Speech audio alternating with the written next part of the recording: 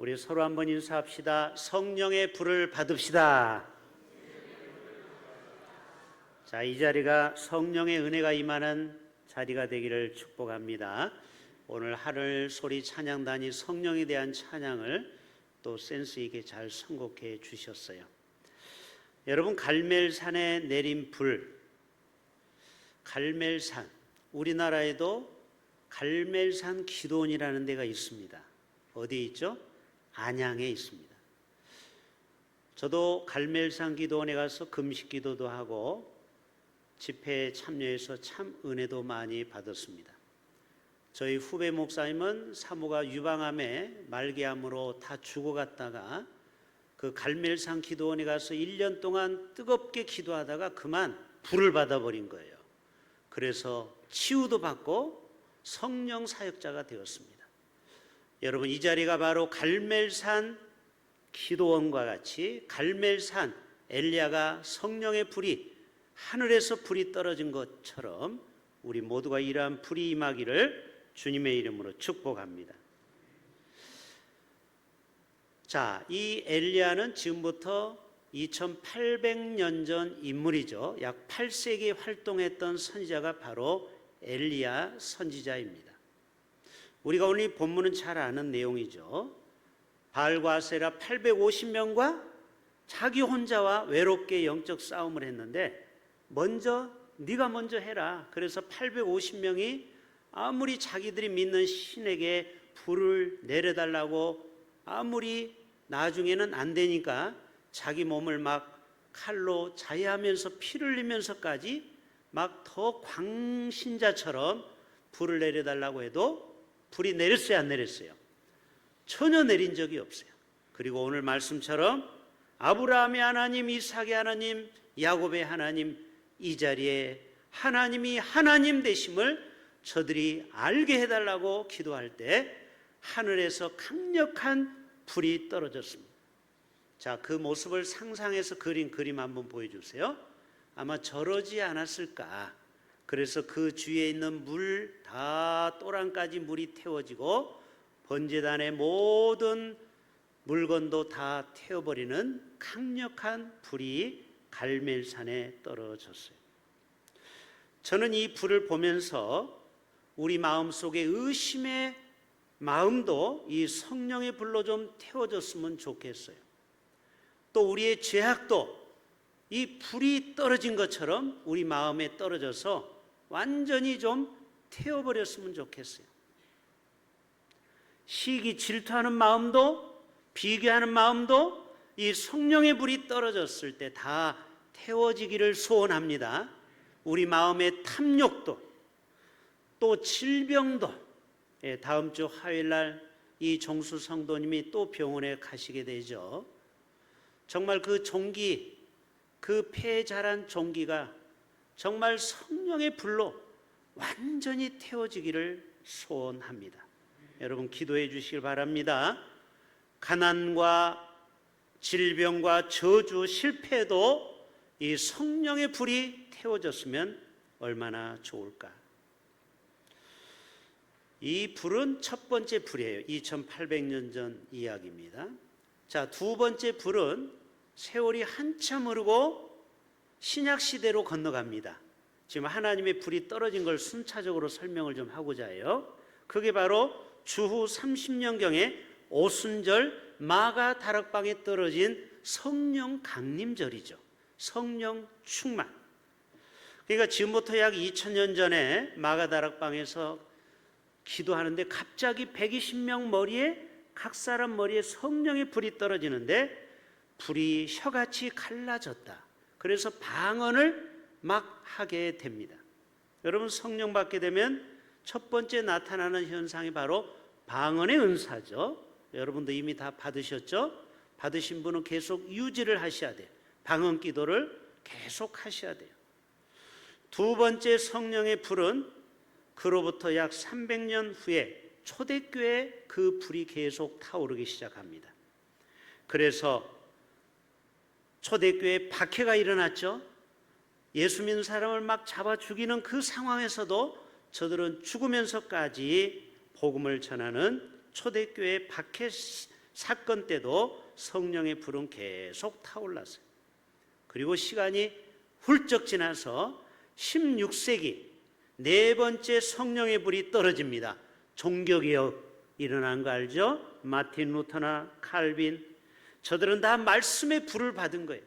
말씀의 불방망이를 받아서 저들이 이 세상의 구교, 그거에 대해서 반대하는 프로테스탄트 개신교, 오늘날의 개신교를 만들게 된 것입니다.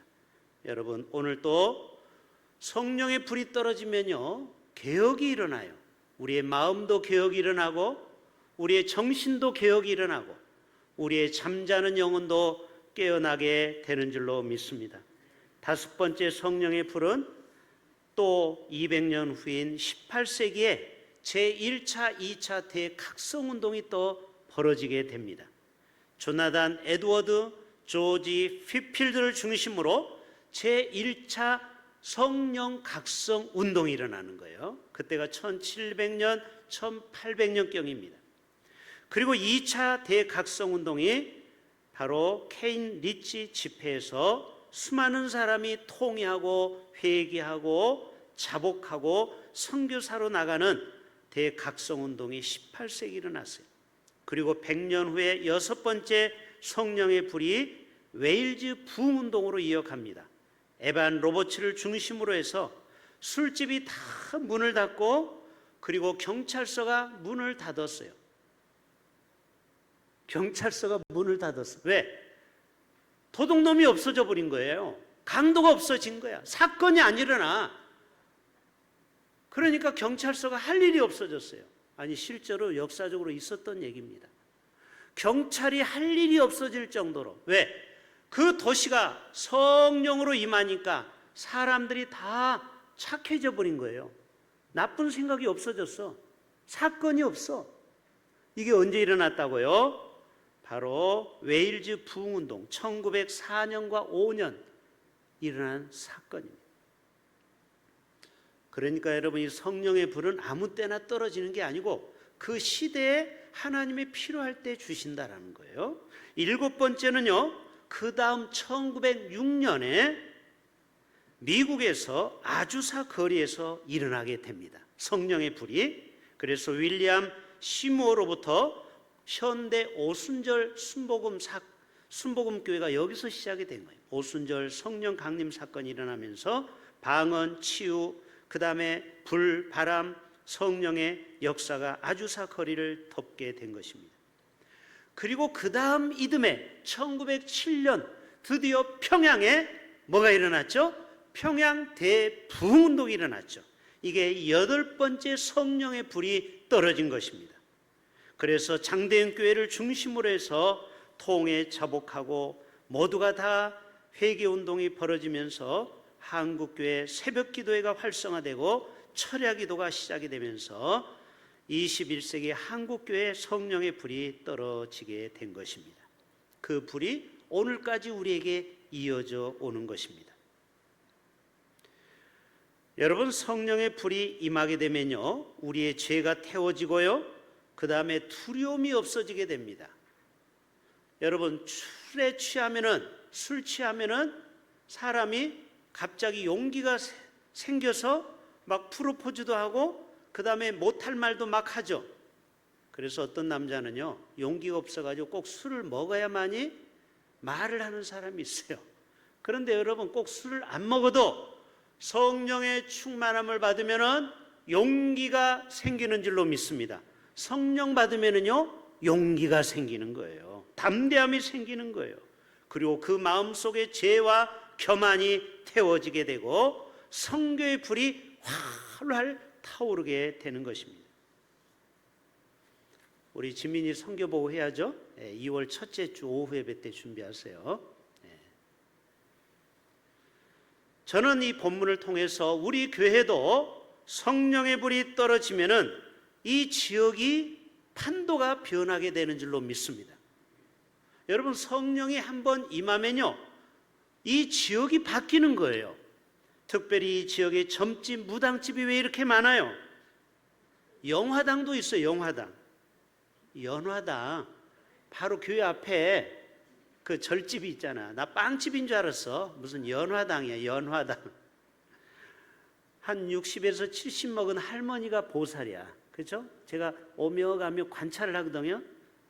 사람은 참 순하게 생겼더라고요. 전도 좀 하세요. 용기를 갖고 전도해야지. 그 점치는 그 할머니도 예수 믿게 만들어야죠. 그래서 우리가 성령 받게 되면은요, 이 지역의 무당, 점집, 보살, 처녀보살, 장군 다 없어지게 될 줄로 믿습니다. 또 무신론자, 또 요즘은 이 진화론자가 또 전도하는데 자꾸 우리에게 도전을 하지요. 그래서 우리가 물론 공부도 해야 돼요. 요즘은 공부를 해야 됩니다. 젊은 사람이 질문하면 무조건 예수 믿으라고 하면 안 통하거든요. 그래서 유신론적 진화론이라는 책도 있고 또 코스모스라는 이렇게 방대한 책도 있어요. 제가 그 책을 다시 꺼내 읽었어요. 왜? 진화론자들에게 대화하려면 나도 알아야 되거든요. 알아야 면장을 하거든요. 그래서 요즘은요, 이렇게 진화론 가지고 예수 믿는 사람에 대해서 질문을 할 때 저들에게 우리는 무슨 답을 줘야 되겠습니까? 또 무신론자, 불신자. 중요한 거는요, 우리가 성령을 받게 되면은 베드로가 배운 게 아니에요. 정말 무식한 베드로도 성령이 임하니까 구약과 신약을 관통한 박사가 돼가지고 어디서 저렇게 평범한 베드로가 저런 말씀을 하는지 저들이 다 혀를 둘렀어요. 그래서 3,000명, 5,000명이 죽게로 돌아왔잖아요. 여러분 주위에 이렇게 배웠다는 사람들이 여러분을 향해서 공격할 때 내가 내 지식으로 다 답할 수가 없을 수 있어요. 그러나 여러분의 남편을 위해서 전도하고 그런 자를 위해서 기도할 때 성령께서 대답할 말을 떠올리게 하고 생각나게 하고 그리고 그 사람의 마음을 하나님의 성령으로 누그러뜨려서 언젠가는 주님 앞에 돌아오는 날이 오게 될 줄로 믿습니다. 여러분, 성령의 불이 떨어지고 나중에는 오늘 읽지는 않았지만 19장에 18장 끝에 오면은 가뭄 사건이 해결되는 게 나와요. 여러분, 이 본문 16, 17, 18장은 앞부분에 3년 6개월 동안 비가 오지 않도록 기도한 내용이 나와요. 그리고 오늘 드디어 이 끝부분에 비가 내리는 부분이 나와요. 자, 두 개 사진을 보고 마칠게요. 두 번째 사진. 자, 비가 오지 않는 거예요. 그래서 한 종에게 자, 저기 저 구름이 떠 있는지 한번 가봐라. 갈멜산 꼭대기 올라가서 훑어봤는데 전혀 비가 올 기색이 없어요.